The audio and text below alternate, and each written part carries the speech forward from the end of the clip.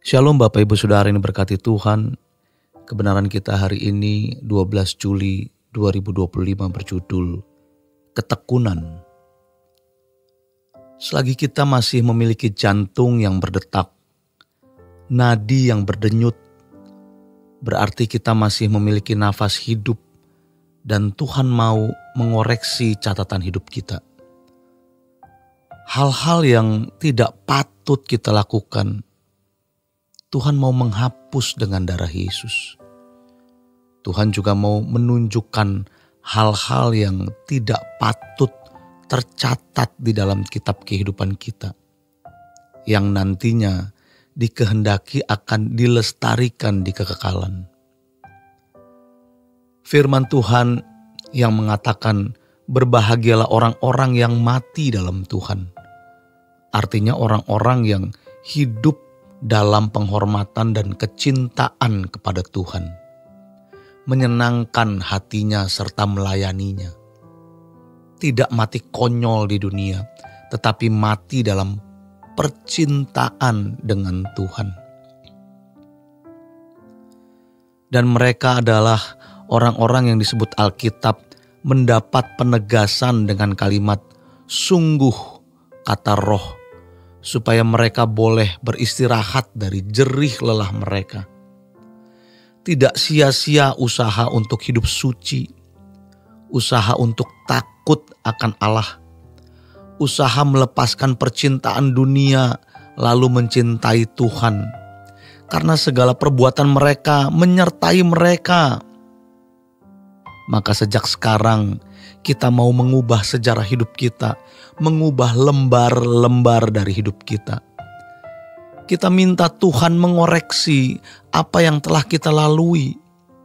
Tuhan berkuasa menghapus dengan darah-Nya, darah Yesus. Dan Tuhan mau kita memiliki catatan yang baru. Dan kiranya ini menjadi kegemaran kita, menjadi kesukaan kita lebih dari apapun. Sadari bahwa kita sedang menoreh dan menggoreskan sejarah kehidupan dalam kitab kehidupan kita masing-masing. Ayo kita berubah.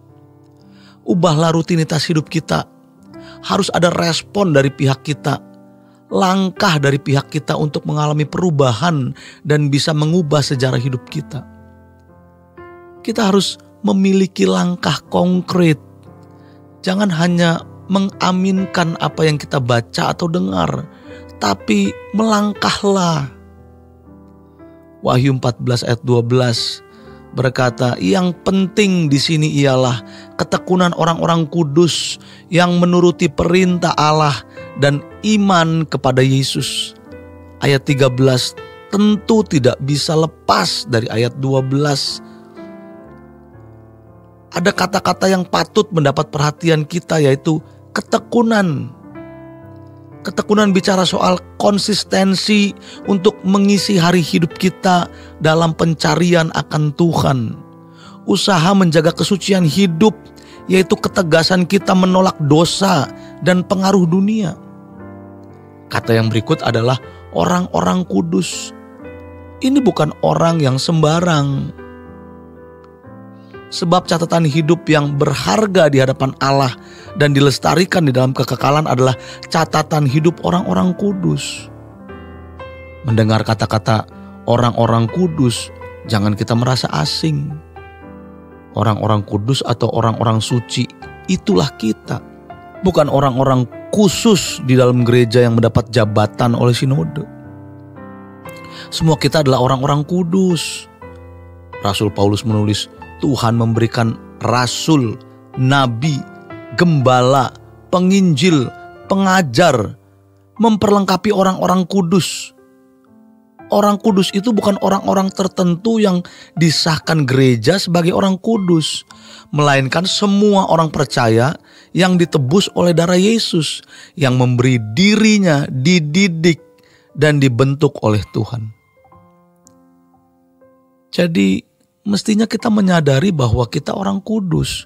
Jangan takut, jangan ragu-ragu mengatakan aku orang kudus. Kita tidak mengatakannya kepada orang lain, tapi kita mengatakan kepada diri kita sendiri. supaya kita bisa menjaga martabat kita. Sejujurnya banyak di antara kita yang tidak pernah mengatakan itu. Bahkan kita takut untuk mengatakannya karena kita merasa tidak layak. Tetapi sebenarnya orang-orang yang ditebus oleh darah Yesus adalah orang-orang yang dikuduskan dan harus menjadi benar-benar kudus. Kalau kita membaca Alkitab, kita menemukan kata dikuduskan. Ini dikuduskan oleh darah Yesus. Apakah orang yang dikuduskan sudah benar-benar kudus? Belum. Dari perbuatan dosa, darah Yesus menguduskan. Tetapi manusia memiliki kodrat. Kodrat dosa inilah yang akan terus melukis, menggoreskan perbuatan-perbuatan yang mendukakan hati Allah. Ini harus dikuduskan oleh firman Tuhan.